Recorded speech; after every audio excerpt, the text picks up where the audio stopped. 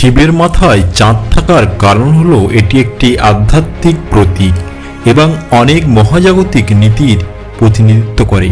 শিবকে চন্দ্রমৌলি শিব নামেও ডাকা হয়। পৌরাণিক কাহিনী অনুসারে সমুদ্র মন্থনের সময় বিষের কারণে ভোলানাথের জ্বর শুরু হয়েছিল এবং তাকে শীতল করার জন্য চন্দ্রের মতো দেবতারা তাকে তার মাথায় চাঁদ পড়তে বলেছিলেন, যাতে তার শরীরের তাপমাত্রা স্বাভাবিক থাকে। চাঁদকে অত্যন্ত শীতল বলে মনে করা হয়। অবশেষে ভগবান সমস্ত দেবতাদের অনুরোধে মাথায় চাঁদ স্থাপন করেছিলেন। শিবের জ্বলন্ত গলা ঠান্ডা করার জন্য চন্দ্র দেবতা, চন্দ্রসহ দেবতারা শিবকে তার মাথায় অর্ধচন্দ্র পড়তে অনুরোধ করেছিলেন। চাঁদ বিষের প্রভাব থেকে মুক্তির প্রতীক।